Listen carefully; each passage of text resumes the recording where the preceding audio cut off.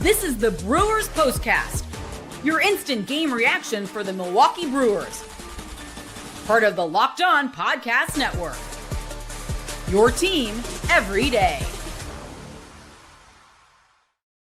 Well, sometimes you don't always need to be the most skilled or the best team on the field. Sometimes you just need a little bit of luck.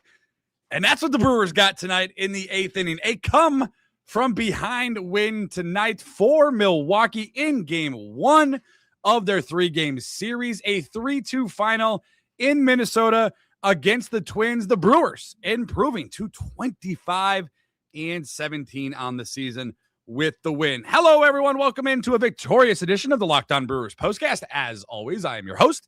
My name is Brandon Sneide. You can follow me over on Twitter/X at Brandon_Sneide. Thank you, as always, for making Locked On Brewers your first listen each and every single day. Thank you for making Locked On the #1 sports podcast network. Lots to get into tonight. Coleman Crow with the spot start for Milwaukee. We'll talk about that. Aaron Ashby, stop me if you've heard this before, gets another victory? Question mark for the Brewers. We'll talk a little bit about that in a controversial, shouldn't be, but it will be discussed 8th inning for the Minnesota Twins, who are not going to be happy. Derek Shelton getting ejected. We'll talk about that. And of course, we'll get into the things we always get into, the player of the game, the turning point. And it is a win, baby, on a Friday night, kicking off the weekend with a victory. Your thoughts, your reactions, your celebrations, all welcomed on the program. I will do my best to get to all of them. So let's get right to it. I mentioned Coleman Crow on the mound for the Milwaukee Brewers. Joe Ryan on the other side of the bump for Minnesota. And the Brewers wasting no time in this one. Jackson Trio leading things off with a double to center field in the top half of the first inning. Bryce Train would move him over with a sac fly to center field. Trio would be at third. An infield single for William Contreras would score Jackson Trio, and very, very quickly the Brewers would snatch a 1-0 advantage. And then shout out to Coleman Crow today, man. I mean, just awesome for the Milwaukee Brewers. Just absolutely fantastic. We saw it earlier in his first career start down in Miami a handful of weeks. This one might have been a little bit better, quite honestly. And we'll talk a little bit more about his start and dive into some of those numbers for Coleman Crow, but really didn't find any issue with his start whatsoever tonight. He did get in a little bit of trouble in the bottom half of the 6th inning. He had 4 straight hits. So the Twins able to stack some hits up in the 6th inning against Coleman Crow. And it would be a fielder's choice that would get the tying run across the plate after a handful of hits from the Minnesota Twins in this one. Actually, I think I said 4, maybe it was 3 straight hits for Minnesota. Aaron Ashby coming in relief for Coleman Crow. So he would induce the double play, but it would score a run for Minnesota after the bases were loaded. So yeah, 3 straight hits for Minnesota, and they would tie the game after a couple of hits, scoring a run there in the bottom half of the 6th inning, the bottom half of the 7th inning, with Aaron Ashby on the mound. The hits would continue on for Minnesota. A couple of singles would later lead on to another RBI single from Royce Lewis in this one. That would make it 2-1, 4 hits in the 7th inning. Maybe that's where I'm getting my hits confused, and is in the 7th inning. They would take a 2-1 advantage in to the top half of the 8th inning. And ladies and gentlemen, the Brewers, we saw them with a gut punch at American Family Field a couple of nights ago against those San Diego Padres, delivering a little bit of their own gut punch here in the top 8th of this game in a 3-2 Brewers win. Time to reveal where the game was won or lost. It's the turning point.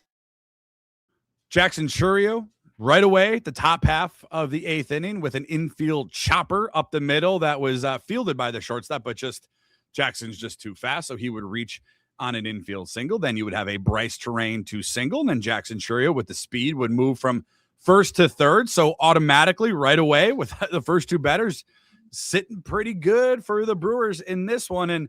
And this is where it got a little interesting. So with Jackson Trio on third, Bryce Terrain at first, William Contreras at the dish for the Brewers. Now he would ground into a fielder's choice to Royce Lewis at shortstop. And it would Royce Lewis was at third base. It would turn into a Royce Lewis controversial play because Jackson Trio would make a move home, but then after seeing that it was fielded by the shortstop, would come back to third base, but Lewis's foot was in front of the base. Obstruction called on the field by the third base umpire. Shout out to the crew. I mean, they got it right. The letter of the law, they got it right. Lewis's foot was in the way of Jackson Trio being able to get back to third base. So they got the call on the field correct. They would allow Jackson Trio to come home. That would tie the game at 2 apiece. Derek Shelton, the manager for the Minnesota Twins, not happy whatsoever, and I guess rightfully so. He was booted out of this game. But it was, and I'm not just saying this because I'm a Brewers fan, and I get it. It eventually turned the game in favor of the Brewers because they eventually, and we'll get to what happened next, but it was, by the letter of the law, was the right call on the field. Royce Lewis's foot, his right foot, completely obstructing the base between Jackson Trio and the third base. So it was the right call on the field. So they would allow Jackson Trio to come home. That would make it 2-2. Jake Bauers, man, right after that play, right after the Brewers tied off of that obstruction, the interference, Jake Bauers doubling to right field. That would score Bryce Terrain. That would make it 3-2. And I got a little frustrated in this inning because at this point, there were still no outs, and he still had guys on second and third. And then you would get a Perkins ground out, and Andrew Vaughn fly out to shallow left, and then a Sal Frelick line out to left field. So the Brewers were just not able to come through later on after they would eventually take the 3-2 lead, but they wouldn't necessarily need to because Abner Uribe in the 8th. Now, this is another point of conversation. Was it because Abner Uribe came in because the top of the order for Minnesota was due up? It's possible, but the big thing with Abner Uribe, getting the job done, right? A strikeout, he allowed one hit and allowed a walk, but then was able to throw into a double play, getting Josh Bell to ground out to shortstop. So to second base, and then obviously the Brewers completing the double play there to close out that inning. So after one hit, one walk, the 8th inning would be escaped from Abner Uribe without giving a run. The bottom half of the 9th inning, Trevor McGill coming through for the Brewers. Now, Pat Murphy, I'm sure, will be asked this question if their roles have now switched after what has happened. I don't know if it was more of just a matchup situation as Trevor McGill does get the save, his 5th of the year, 16 pitches needed in the bottom half of the 9th inning, striking out a batter. The velocity there for Trevor McGill was there, reaching triple digits. So that's encouraging to see. But the most important thing right now is that the Brewers got the victory, man. The Brewers got the victory after go 5-1 on their homestand against the Yankees and the Padres. This was a hot Twins team. This is a team that won 4 of their last 5. They've been playing better baseball. I know their record will say otherwise, but this has been a better Twins baseball team as of late. And it's always for me, and I don't know if this is really a controversial take, but I think in a 3-game series, that first game on the road, if you win it, really any 3-game series for me it's such a huge advantage for that team. So now the pressure for the Brewers to win this series, they got 2 more games to hopefully secure the series victory against Minnesota on the road. And it's a big stretch of the schedule for the Brewers, obviously with the Twins and the Cubs lined up right behind them on the road. So good vibes to begin the road trip for the Milwaukee Brewers, a 3-2 win, 25-17 on the season. We'll discuss the Locked On Brewers postcast player of the game. We'll get in to the things that you'll be talking about tomorrow, and we'll get into your thoughts, your reactions, your celebrations as the Brewers win once again. A final tonight in Minnesota against the Twins by final score of 3-2. Thank you for Tonight's show is brought to you by Indeed sponsored jobs, workplace chaos, deadline stacking up, inboxes overflowing, and the one position you have to fill is still sitting open. When the pressure's on and you need the right hire, this is a job for Indeed sponsored jobs. Indeed sponsored jobs helps you reach the people who actually fit what you're looking for, the skills, experience, and location. So you're not just hoping the right candidate stumbles across your post. And here's a stat that sums it all up. In the minute I've been talking to you, companies like yours have made 27 hires on Indeed, according to Indeed data worldwide. So if you're hiring, spend less time searching and more time interviewing candidates who check all of your boxes with Indeed sponsored jobs. And listeners of the Locked On Brewers podcast will get a $75 sponsored job credit to help get your job the premium status it deserves at Indeed.com/podcast. Just head to Indeed.com/podcast right now. Support our show by saying you heard about Indeed on the Locked On Brewers Postcast. Indeed.com/podcast. Terms and conditions do apply. If you need to hire, this sounds like a job for Indeed sponsored jobs.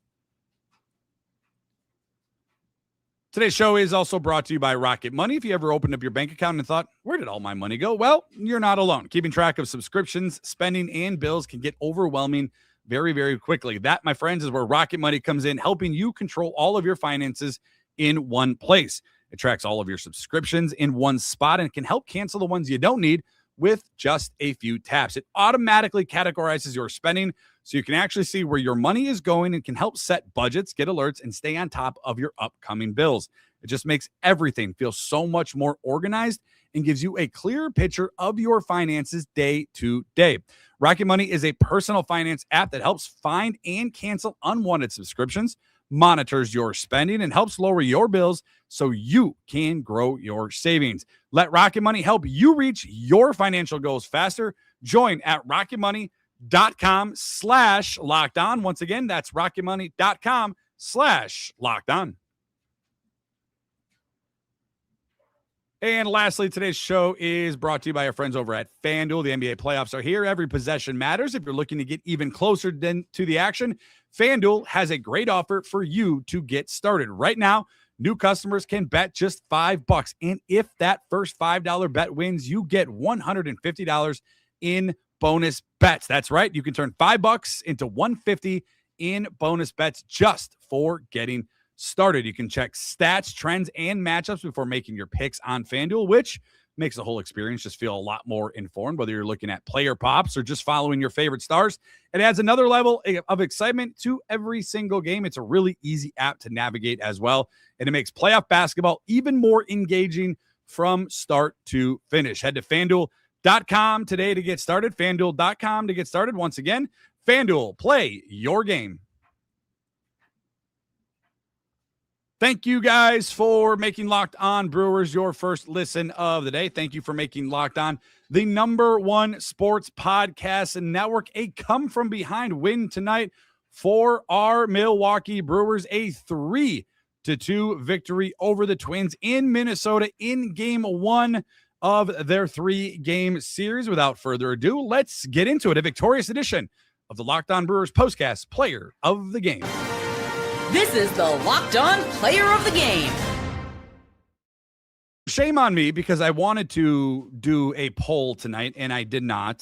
So I dropped the ball on that one, and I want to get your thoughts. So if you're watching the show live, please show me some of your thoughts on this, and you can vote via comment on the live YouTube chat, or if you're going back and watching the show, you can also drop a thought as well. I have two names for the Locked On Brewers Postcast Player of the Game. I'll share those two names with you, and then I'll give you my vote. Want to hear from all of you guys as well. Jake Bauers delivering the go-ahead RBI double in the top half of the 8th inning for the Milwaukee Brewers. He was also 2 for 4 on the day, including that double, and obviously driving in what would be the game-winning run for the Brewers in the top half of the 9th inning. But Coleman Crow, again, for me, is an honorable mention. I think I'm going to go with Jake Bauers, but Coleman Crow is right there for me, man. 5 innings of work, just 3 hits, 1 earned run. Thank you, Aaron Ashby, for coming in and getting the double play and getting out of that jam, striking out 3, only 68 pitches thrown tonight on the day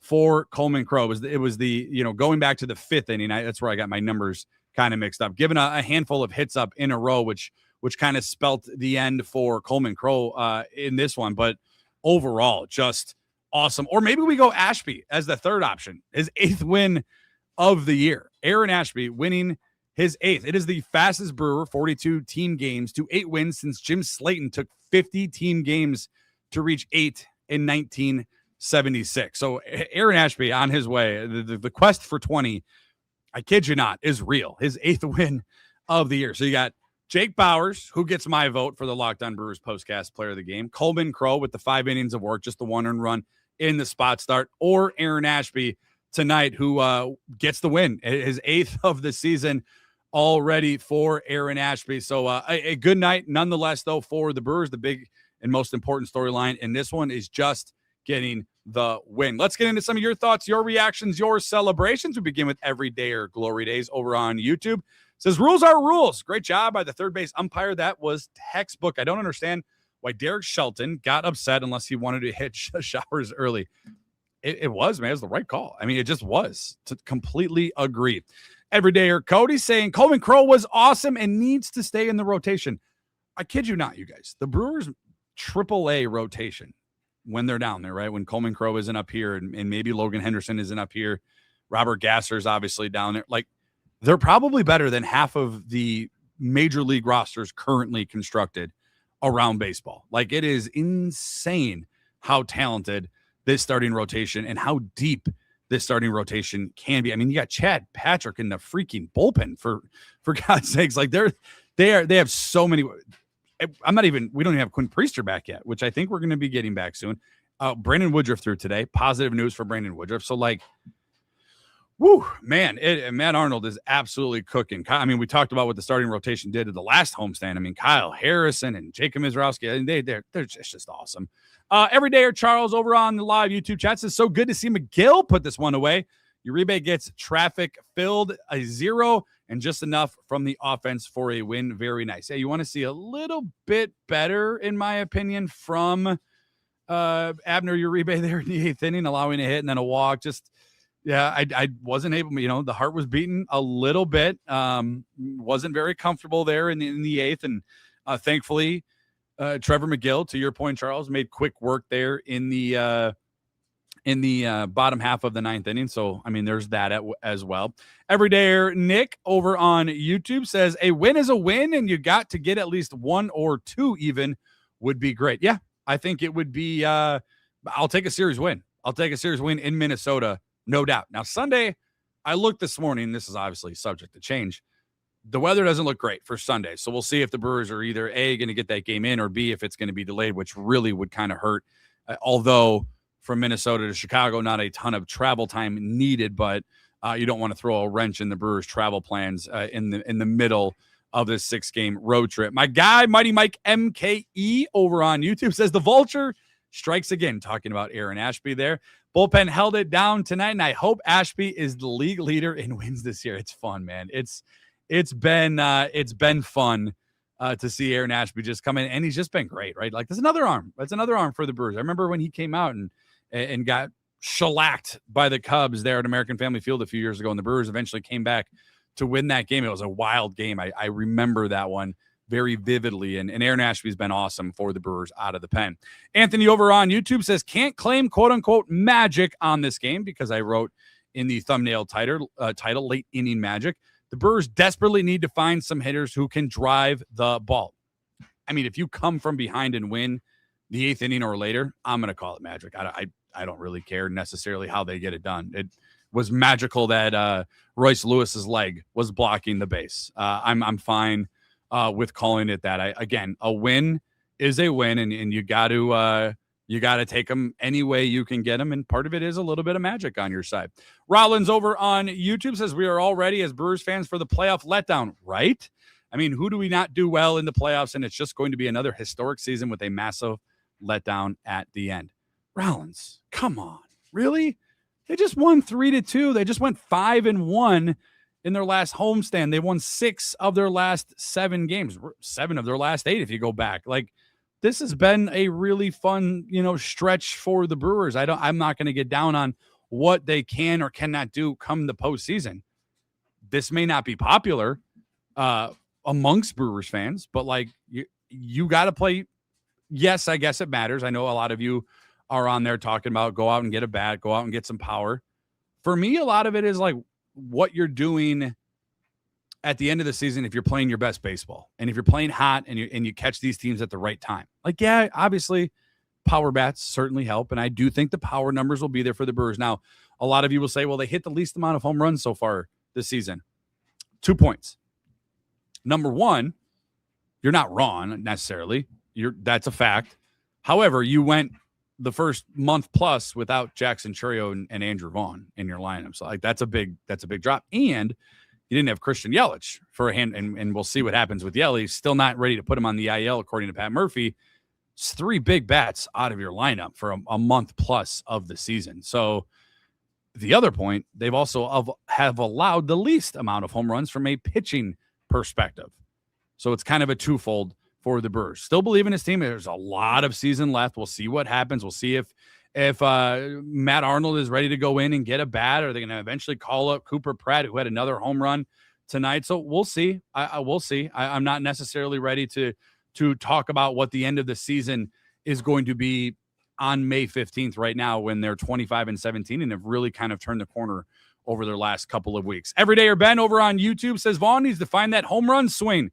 Brewers chewing through and manufacturing runs gets stressful. Still need that guy that has one swing stain. Yeah, and I think it's going to come. I think it's going to come with Andrew Vaughn. Remember, Andrew Vaughn didn't really take off for the Brewers until July. It was that series right before the All-Star break against the Dodgers at American Family Field where he really kind of started to take off. So I do think it will start to turn for the Brewers. It might not go crazy for the Brewers as far as home runs go, but I'm not necessarily worried about it. They're manufacturing runs. Prior to tonight, they scored the 8th most runs in all of Major League Baseball. Now ahead of them were a lot of power teams, right? The Yankees are in that conversation. The Twins, believe it or not, I believe are right in front of them or right behind them. I can't remember off the top of my head, but they're able to manufacture runs. They're right now almost batting 300 with runners in scoring position. Not great tonight for the Brewers, but I do think some of this will turn as far as offense goes. Everydayer Andrew saying the same thing. We definitely need more home runs. Yeah. Authorized over on YouTube saying the same thing. We absolutely need a scary hitter in this lineup, and there's none on the roster right now. We have seen this movie before. Guys, be positive. Come on. Be positive. You know what? Let's do it this way. Since I'm seeing a lot of negativity after a Brewers win, let's quickly get into it. This is what you'll be talking about. I understand the Brewers fans right now just not thrilled with the lack of power. Get it.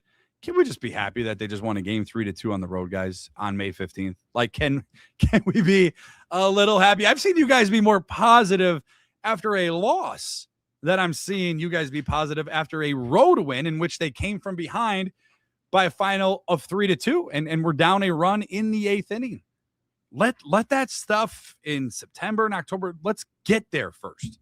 Let's find our way there first before we worry about what this team looks like. Yeah, we've seen the movie before. We've also seen this team with power before in the postseason not win, right? Go back to 2018. The Dodgers, again, that they lose to in 7 games, but they had plenty of power that year. Just couldn't get it done. Sometimes it just matters who you play, when you play them, and how you are playing.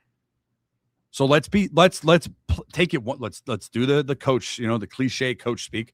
Let's take it one game at a time. Let's find our groove. They're 25-17, guys. A handful of weeks ago, we weren't sure of this team. They were in last place in the NL Central, and they have climbed up. They have turned the corner. They're getting guys back. You hope for good news with Christian Yelich going forward. We're only 10 days into the return of Jackson Chourio and Andrew Vaughn. They'll be fine. This is a damn good baseball team. This is one of the best starting rotations in all of baseball. The bullpen will work itself out. We saw it tonight. I told you guys it would work itself out. I wasn't worried. Not a clean inning by Abner Uribe, a good one by Trevor McGill. I think the bullpen will work itself out. The defense is there. Let's let the offense find its groove a little bit. Let's get some guys healthy consistently, and then let's make the judgment later on in the season. And they're probably not done making moves internally and potentially externally. It's a 3-2 Milwaukee Brewers victory tonight. Let's celebrate the fact that they have now won on the road to kick off this 6-game road trip. A 3-2 Brewers win, 25-17 on the season. That will conclude tonight's show. My thanks to all of you. Thank you guys for tuning in. Thank you for making Locked On Brewers your first listen each and every single day. And as always, don't forget, we are free and available wherever you guys get audio podcasts, on Apple, Google, Spotify, Amazon. We're also free and available over on YouTube. Please make sure you are all subscribed. We'll do it again tomorrow after the Brewers and Minnesota Twins in Game 2 of their 3-game series. And as always, win or lose, it certainly feels better after another win. Their 6th win in their last 7 games. Their 7th win in their last 8 games. I can go back and back and back, but you guys get the point. The Brewers right now are playing good baseball, and that's all you can ask for from your team in a tough division on May 15th. So it is win or lose. It is always go Brewers. Have a good one, everyone. We'll talk to you again tomorrow. Have a good one. See ya.